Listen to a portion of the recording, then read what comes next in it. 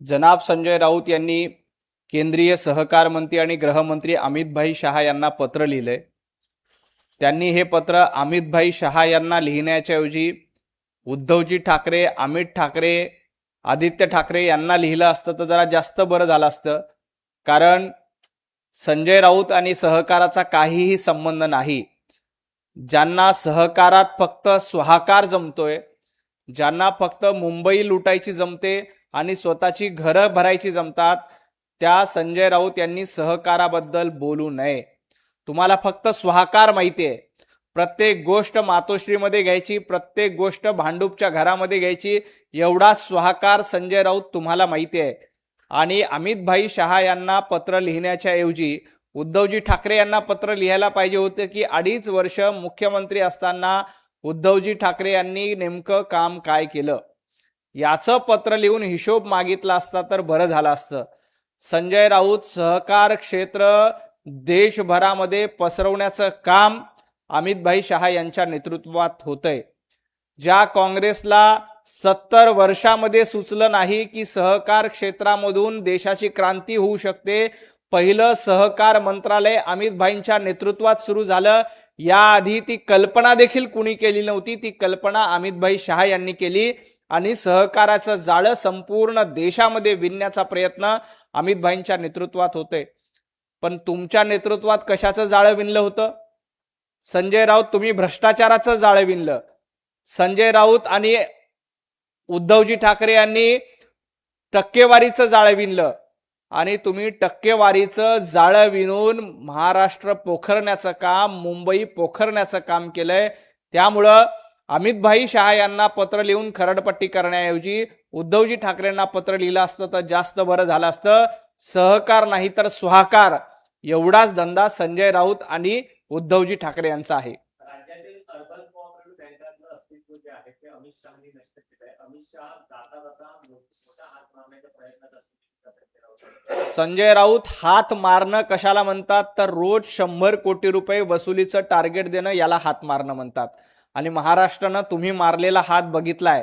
रोज 100 कोटी रुपये वसुली करून जो हात उद्धवजी ठाकरे, अनिल देशमुख, संजय राऊत यांनी महाराष्ट्रामध्ये मारलाय तो महाराष्ट्रानं बघितलेला आहे, म्हणून तुम्हाला घरी बसवलंय। आणि तुमचा आणि अर्बन बँकांचा काय संबंध आहे? तुम्ही संजय राऊत 25 वर्ष झालं खासदार आहेत, एक बँक सुरू केली का? बँक सोडा, एक पतपेढी तरी संजय राऊतांनी भांडूपच्या गाढव नाक्यावर सुरू केली का?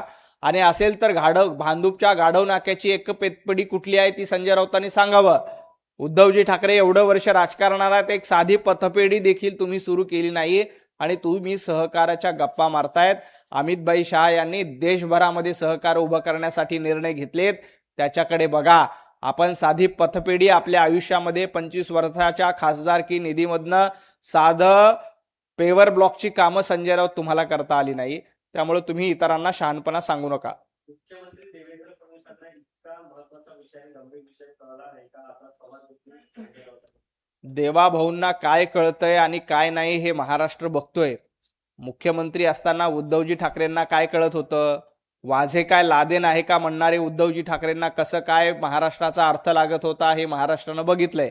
देवेंद्रजी फडणवीसांच्या नेतृत्वात महाराष्ट्र पुढे जातोय आणि महाराष्ट्रात सहकार क्रमांक 1 ला आहे। आज देखील महाराष्ट्राच्या सहकाराचा आदर्श संपूर्ण देश घेतोय। ज्या पद्धतीनं सहकार चळवळ महाराष्ट्रामध्ये रुजली, वाढली, आज ती देशभर वाढवण्याचं काम अमित भाईंच्या नेतृत्वात होतंय।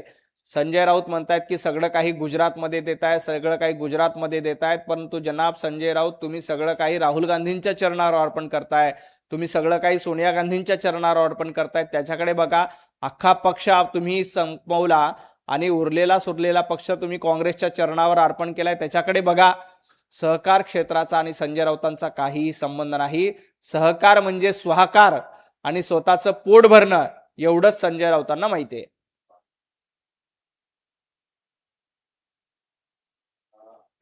एकंदरीतच महापालिका तिघांनी आमचं धनुष्य बाण जे आहे ते चोरलं आहे। धनुष्य बाण चोरण्याचे बाळासाहेबांचे विचार पुढे नेत आहेत का? खरं तर संजय राऊत म्हणतात की धनुष्य बाणावर दरोडा टाकला। अहो संजय राऊत 2029 ला महाराष्ट्राच्या मुख्यमंत्री पदावर दरोडा टाकणारे उद्धवजी ठाकरे, संजय राऊत तुम्ही होतात। महाराष्ट्राच्या मुख्यमंत्री पदावर दरोडा टाकून तुम्ही तो मुख्यमंत्रीपद तुमच्याकडे घेतलं, कारण महाराष्ट्रातल्या जनतेनं देवाभाऊंच्या नेतृत्वात युतीला बहुमत दिलं होतं. दरोडा टाकण्याची परंपरा उद्धवजी ठाकरेंनी सुरू केली आणि महाराष्ट्राच्या राजकारणात पहिला दरोडा कोणी टाकला असेल तर उद्धवजी ठाकरे आणि संजय राऊत या दोघांनी मिळून टाकला होता. त्यामुळे दरोडाची भाषा करू नका आणि धनुष्यबाण गोठवण्याची मागणी करताय. मी काल देखील सांगितलं, धनुष्यबाण गोठवण्याची मागणी म्हणजे वंदनीय बाळासाहेब ठाकरे यांचे विचार गोठवण्याची मागणी. धनुष्यबाण गोठवण्याची मागणी म्हणजे हिंदुत्वादीचे विचार गोठवण्याची मागणी. परंतु तुमच्यासारख्या नेभळटांना आयुष्यात कधीही हिंदुत्व गोठवता येणार नाही. संजय राऊत, तुम्ही नेभळट आहात हे महाराष्ट्रानं बघितलंय. त्यामुळे दरोड्याची भाषा करण्यापेक्षा आपल्या पक्षात काय चाललंय त्याच्याकडे लक्ष द्या. शिंदे, शहा आणि निवडणूक आयोगाने चोरी केली आहे. महाराष्ट्रातून लुटमारीचे कार्यक्रम सुरू असल्याचा आरोप आहे. नाही, महाराष्ट्रातली लूटमार कशी होती हे 2.5 वर्ष उद्धवजी ठाकरे मुख्यमंत्री असताना बघितलंय.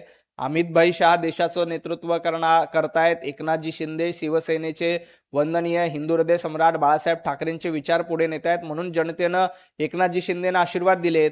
जनतेनं एकनाथजी शिंदे यांना 55 जागा निवडून दिल्या आणि उद्धव ठाकरेंना 15 जागांवर समाधान मानावं लागलं. अनेक महापालिकेमध्ये उद्धवजी ठाकरेंना भोपळा देखील फोडता आला नाही. आणि संजय राऊत, तुम्ही ज्या भांडूपमध्ये राहता तिथं भांडूपमध्ये तुमचा नगरसेवकही निवडून आणता आला नाही. त्यामुळे एकनाथजी शिंदे, अमितभाई शहा, देवेंद्रजी फडणवीस यांच्यावर टीका करण्याच्या आधी आपल्या भांडूपमध्ये आपल्याला आपला नगरसेवक कधी निवडून आणता येईल याचं चिंतन संजय राऊतांनी केलं तर बरं होईल. प्रबोधनकार ठाकरे यांचं देवळांचा धर्म आणि धर्माची देवळे हे पुस्तक जे आहे ते राष्ट्रपतींना संजय राऊतांनी धीरेंद्र शास्त्री राष्ट्रपतींना भेटले आणि संजय राऊतांना मिरची लागली. संजय राऊत गर्व से कहो हम हिंदू है असं म्हणणारे वंदनीय बाळासाहेब ठाकरे होते. आता तुम्हाला राष्ट्रपती भवनामध्ये एखादे धार्मिक गुरु गेले तर तुमच्या पोटामध्ये दुखतंय. हिंदुत्ववादी लोक राष्ट्रपती भवनामध्ये गेले तर तुम्हाला मिरची लागती. तेच तिथं टोप्या घालून, जाळीदार टोप्या घालून, हिरवे शाल पांघरून काही लोक पूर्वी काँग्रेसच्या काळामध्ये राष्ट्रपती भवनामध्ये रोज फिरत होते. तेव्हा तुमचं पोट दुखत नव्हतं, तेव्हा तुम्हाला मिरच्या झोंबत नव्हत्या. आज हिंदुत्ववादी लोक, हिंदू धर्माचा प्रचार करणारी काही धार्मिक मंडळी राष्ट्रपती भवनात गेली तर तुम्हाला लगेच त्याच्यावर टीका करावीशी वाटते. तुम्ही आता खऱ्या अर्थानं जनाब झालात आणि तुमची वैचारिक सुन्नता झाली आहे. तुम्हाला आता जाळीदार टोप्या जास्त प्रिय आहेत. जाळीदार टोप्या आणि हिरव्या शाल घातलेले लोक राष्ट्रपती भवनात गेला असता तर तुम्ही फटाके वाजवले असते आणि पेढे वाटून आनंद साजरा केला असता. परंतु हिंदुत्ववादी लोक जर राष्ट्रपती भवनात गेले तर संजय राऊत, तुम्ही टीका करतायत. ही टीका फक्त आणि फक्त मतं मिळवण्यासाठी आहे. तुम्ही ज्या काही दाढ्या कुरवळतायत त्या फक्त आणि फक्त काही मतं घेण्यासाठी तुम्ही अशा पद्धतीनं दाढ्या कुरवळून इतरांना खुश करण्याचा प्रयत्न करतात. आज धीरेंद्र शास्त्रींवर टीका करतायत, परंतु वंदनीय हिंदू हृदय सम्राट बाळासाहेब ठाकरेंनी आम्हाला सांगितलं होतं, गर्व से कहो हम हिंदू आहे. आणि त्याच मंत्राने आज आम्ही पुढे जातोय. तुम्ही मात्र गर्व से कहो हम जनाब है अशा पद्धतीचं वर्तन करताय. गर्व से कहो हम जनाब है म्हणणाऱ्या संजय राऊत आणि उद्धवजी ठाकरे यांना महाराष्ट्रातील जनता धडा शिकवल्याशिवाय राहणार नाही. राहुल गांधी पुण्यामध्ये येतात, त्यावरती काँग्रेसचे नेते घाबरलेले आहेत. विजय वडेट्टीवार असं म्हणतात की आम्ही शाळा सुरू केली, तुम्ही संघाच्या शाखा सुरू केल्या. नाही, काँग्रेस म्हणतंय की भारतीय जनता पार्टी राहुल गांधींच्या दौऱ्याने घाबरली आहे. मुळामध्ये महाराष्ट्र काँग्रेस राहुल गांधींच्या दौऱ्यांनी धास्तावली आहे. त्यांनी धास्ती घेतली आहे की राहुल गांधी महाराष्ट्रामध्ये येऊन नेमका काय विनोद करतात आणि काय कॉमेडी करतात. पुढचे 8-15 दिवस आम्हाला महाराष्ट्रामध्ये त्याची सावरासावर करावं लागेल. कारण राहुल गांधी प्रत्येक ठिकाणी जाऊन असा एक नो बॉल टाकतात की काँग्रेसचे उरले सुरले कार्यकर्ते काँग्रेसला सोडून पळून जातात. अशा पद्धतीचं नो बॉल टाकायची आणि कॉमेडी करण्याची सवय राहुल गांधींना प्रत्येक ठिकाणी आहे. जिथं जिथं राहुल गांधी जातात तिथं तिथं काँग्रेस खतम करून येतात, काँग्रेस संपून येतात. राहुल गांधींचं अभियान काँग्रेस वाढवा असं नाही तर काँग्रेस संपवा असं आहे. कारण ज्या ज्या ठिकाणी आजपर्यंत राहुल गांधींनी प्रचार केला तिथं त्यांचे खासदार पडले. जिथं जिथं राहुल गांधी जाऊन येतात तिथं तिथं काँग्रेसचे कार्यकर्ते लगेच राहुल गांधींच्या नावावर बोंबा मारून काँग्रेसला सोडचिठ्ठी देतात. त्यामुळं राहुल गांधींच्या दौऱ्यामुळं हर्षवर्धन सपकाळ धास्तावलेले आहेत, त्यांनी धास्ती घेतली आहे. विजय वडेट्टीवारांनी धास्ती घेतली आहे. सतेज पाटील त्यांचं नेतृत्व करतायत, परंतु सतेज पाटलांनी देखील धास्ती घेतली आहे की कोल्हापूरमध्ये आपलं आता उरलेलं सुरलेलं डिपॉझिट देखील जप्त होईल, कारण राहुल गांधी अशी काहीतरी बडबड करून जातील आणि महाराष्ट्रातल्या लोकांच्या भावना दुखून जातील की उद्या काँग्रेसला लोक जोड्याने मारतील, अशी अवस्था होईल. आणि राहिला प्रश्न विजय वडेट्टीवारांचा. विजय वडेट्टीवार, तुम्ही शाळा बांधल्या का शाखा बांधल्या हे बघितलंय. आम्ही सेवा करणारे आहोत आणि तुम्ही मेवा खाणारे आहात. काँग्रेसनं 60 वर्ष महाराष्ट्रामध्ये मेवा खाण्याचं काम केलंय. भारतीय जनता पार्टीचं आणि देवाभाऊंच्या नेतृत्वातलं सरकार जेव्हापासून आलंय तेव्हा आम्ही महाराष्ट्राची सेवा करतोय. मेवा खाण्याचं काम काँग्रेसचे नेते करतायत, तर सेवा करण्याचं काम भारतीय जनता पार्टी आणि देवाभाऊ करतायत. हे वडेट्टीवारांनी लक्षात ठेवावं. राहुल गांधी यांच्या कार्यक्रमाला गर्दी होते, मात्र नरेंद्र मोदींच्या कार्यक्रमाला गर्दी होत नाही असं संजय राऊत यांनी म्हटलं. संजय राऊतांनी आता मोठा चष्मा लावला पाहिजे आणि साध्या चष्माना दिसत नसेल तर भिंगाचा चष्मा लावला पाहिजे. नरेंद्र मोदीजींनी इंस्टाग्रामवर जर का पोस्ट केली तर त्याला करोडोमध्ये व्ह्यू मिळतात.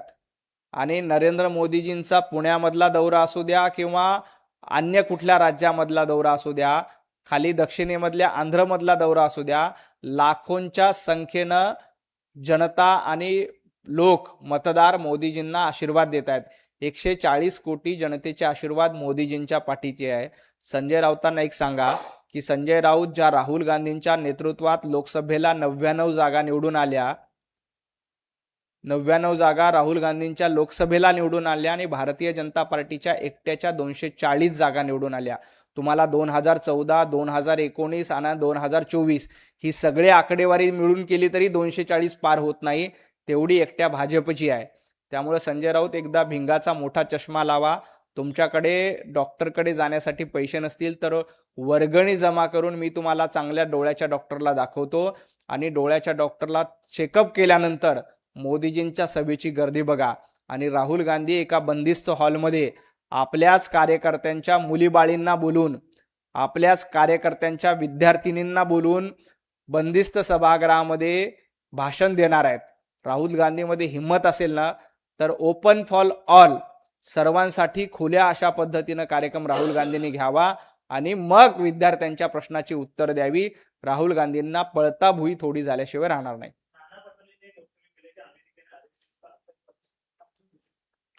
नाना पटोले, दहशतवाद्याचा हल्ला झाल्यानंतर दहशत बाटला हाऊसमध्ये अश्रू कोणी वाहिले होते. दहशतवादी हल्ल्याला हाफिज सईदला हाफिज साहब कोण म्हणून उच्चार करत होतं.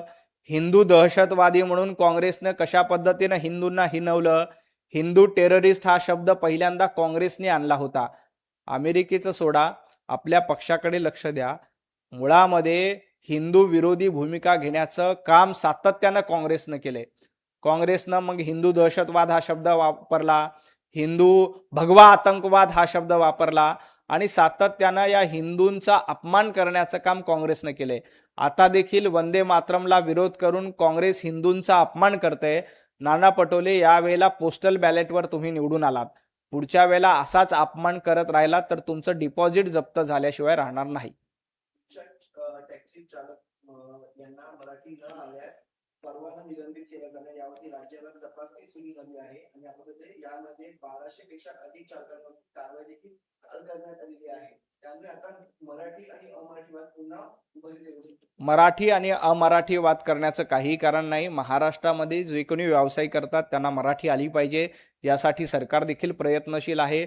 टॅक्सी चालक, रिक्षा चालक यांना 3-4 महिन्याची मुदत दिली जाते. त्यांना सांगितलं जाते की आपल्याला व्यवहारी मराठी, म्हणजे आपण एखादा आपला रिक्षा चालकाच्या टॅक्सीमध्ये किंवा रिक्षामध्ये एक व्यक्ती बसल्यानंतर त्याला व्यवहारी ज्ञान, पैसे किती झाले, कुठे जायचं, एवढं व्यवहारी ज्ञान रिक्षा चालक आणि टॅक्सी चालकांना आलं पाहिजे.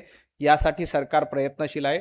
कुठेही मराठी अमराठी वाद करण्याचा प्रश्नच येत नाही.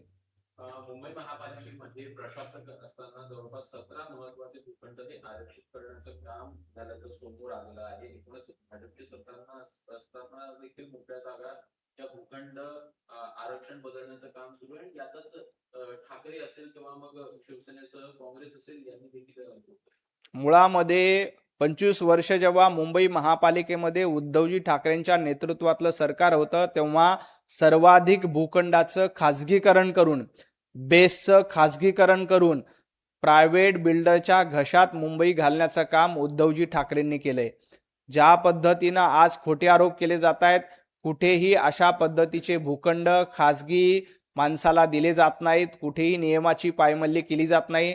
प्रशासनाच्या काळामध्ये काही चुकीचं घडलं असेल तर माननीय मुख्यमंत्री देवेंद्रजी फडणवीस त्याच्यामध्ये लक्ष घालतील आणि ती चूक दुरुस्त करण्याचं काम केलं जाईल. परंतु आज आदित्य ठाकरे नाकाने कांदे सोलतात, परंतु याच आदित्य ठाकरेंच्या काळामध्ये बेस्टचं खाजगीकरण केलं. बेस्टच्या बस खाजगी कंत्राटदाराकडनं खरेदी करण्यात आल्या आणि बेस्टचे अनेक निर्णय खाजगी पद्धतीनं घेतले गेले.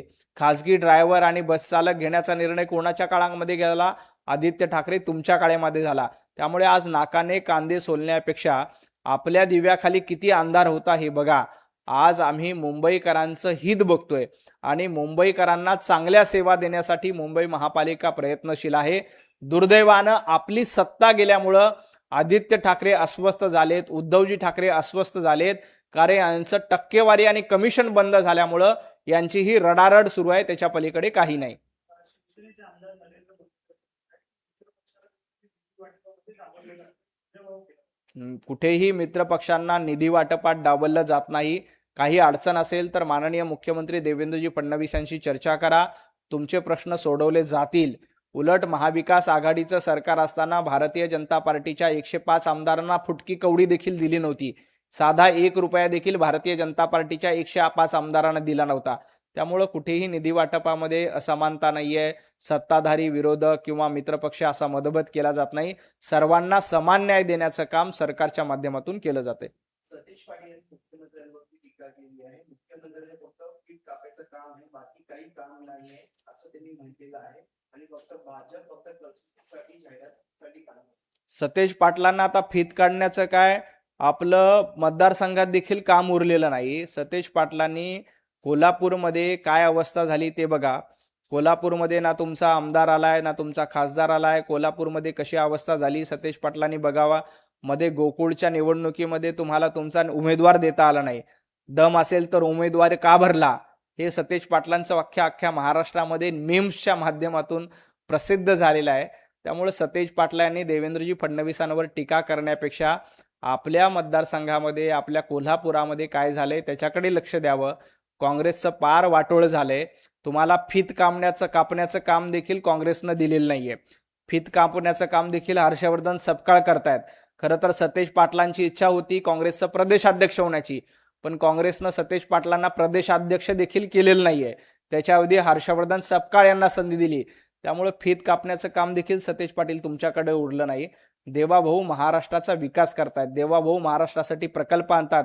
मेट्रो आणली, आम्ही शक्तीपीठ आणतोय, समृद्धी महामार्ग केलाय आणि सगळ्यात महत्वाचं म्हणजे शेतकऱ्यांना कर्जमाफी भारतीय जनता पार्टी आणि देवाभाऊंच्या नेतृत्वात होते. तुमच्या नेतृत्वात साधी फीत देखील तुम्हाला कापता येत नाही, ही तुमची अडचण आहे. महानगरपालिकेमध्ये महापौर वर्सेस विरोधी पक्षनेत्या किशोरी पेडणेकर यांच्यामध्ये जुंपलेली पाहायला मिळते. काल महापौर रितू तावडे यांनी पत्रकार परिषद घेत एकंदरीतच आरोप केलेले आहेत की काम करून दिलं जात नाही, कोणीतरी महापौरांना काम करण्यासाठी शुक्राचार्य आहेत असा आरोप ते करत आहेत आणि तेच पक्षातीलच काही विरोधक आहे असंही ते आरोप करतात. मुळामध्ये पक्षामधील विरोधक असायला ही काय उभाटा गट नाहीये. ही भारतीय जनता पार्टी आहे आणि भारतीय जनता पार्टीमध्ये कुठेही अंतर्गत मतभेद नाहीत आणि पक्षामध्ये विरोध नाही. मुळामध्ये किशोरीताई पेडणेकरांच्या पक्षामध्ये किती गट आहेत ते बघा. किशोरीताई, तुम्ही महापौर असताना कशा पद्धतीनं कुठली कंत्राटं कुणाला कशी मॅनेज करून दिली होती, ड्रम वाजवणाऱ्या कंपनीला कुठलं कंत्राट दिलं होतं, जावयाला कुठलं कंत्राट दिलं होतं, याचा इतिहास मुंबईने बघितलाय, महाराष्ट्राने बघितलाय. त्यामुळं अशा पद्धतीनं मुंबईच्या महापौरांवर टीका करण्याच्या ऐवजी 4 बोट आपल्याकडे आहेत त्याच्याकडे लक्ष द्या. राहिला प्रश्न मुंबई महापालिकेचा, तर मुंबईच्या महापौर रितूताई तावडे अतिशय प्रामाणिकपणे मुंबईकरांची सेवा करतायत. प्रत्येक प्रश्नाला थेट सामोरं जाऊन उत्तरं देत आहेत. कुठेही पळ काढणारे किंवा घरात बसणाऱ्या महापौर नाहीयेत. याच्या आधीच्या महापौर घरात बसणाऱ्या होत्या, याच्या आधीचं नेतृत्व घरात बसणारे होतं. आम्ही फील्डवर उतरून काम करणारे आहोत आणि जनतेनं आम्हाला सेवा करण्यासाठी संधी दिली आहे आणि मुंबईच्या महापौर अतिशय प्रामाणिकपणे मुंबई महापालिकेचा कारभार चालवतायत, अतिशय पारदर्शक पद्धतीनं कारभार करतायत. याची पोटदुखी दुर्दैवानं आदित्य ठाकरे, उद्धवजी ठाकरे आणि मुंबईच्या माजी महापौर किशोरीताई पेडणेकर यांना आहे. बीजेपीचा महापौर असणं पडत नाही असं वाटतं का? बीजेपीचा महापौर असणं पचनी पडत नाहीये असं मला वाटतं. कारण किशोरीताईंची खूप इच्छा होती की पुन्हा एकदा महापौर म्हणून संधी मिळावी. किशोरीताईंची खूप इच्छा होती की स्टँडिंग कमिटीमध्ये तरी आपल्याला घ्यावं. या राज्याच्या इतिहासामध्ये आणि मुंबईच्या इतिहासामध्ये पहिल्यांदा झालंय की विरोधी पक्ष नेत्या असलेल्या किशोरीताईंना स्टँडिंग कमिटीमध्ये देखील स्थान मिळालं नाही. खरं तर विरोधी पक्ष नेत्याला स्टँडिंग कमिटीमध्ये घ्यायला पाहिजे होतं, परंतु किशोरीताईंचा पत्ता हा उबाटा गटातल्या अंतर्गत गटबाजीमुळे कापला गेला. त्यामुळे किशोरीताई आता स्टँडिंग कमिटीमध्ये देखील नाहीत. ही खऱ्या अर्थानं पोटदुखी त्यांची आहे की त्यांना ना स्टँडिंग कमिटीमध्ये घेतलंय ना कुठल्या इतर महत्त्वाच्या कमिटीमध्ये घेतलंय, फक्त नावाला विरोधी पक्षनेतेपद दिलंय. ही खरी पोटदुखी आहे. आदित्य ठाकरे यांची इच्छा होती की शिवसेनेचा उबाटा गटाचा महापौर मुंबईवर असावा आणि मुंबई पुन्हा एकदा लुटून मातोश्री तीन बांधता येतं का याचा प्रयत्न करावा. परंतु दुर्दैवानं मातोश्री 3 बांधण्याचं स्वप्न आदित्य ठाकरेंचं पूर्ण होत नाहीये. त्याच्यामुळे ही पोटदुखी सुरू आहे. खूप खूप धन्यवाद.